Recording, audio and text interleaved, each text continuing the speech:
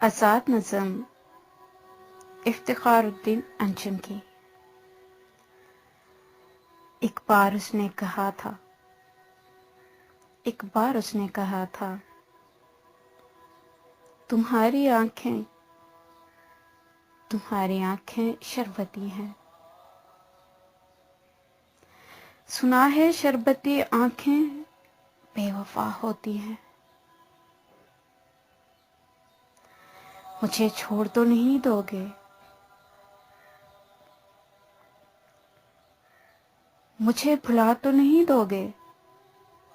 एक मुद्दत हुई तन्हा हुआ हूँ,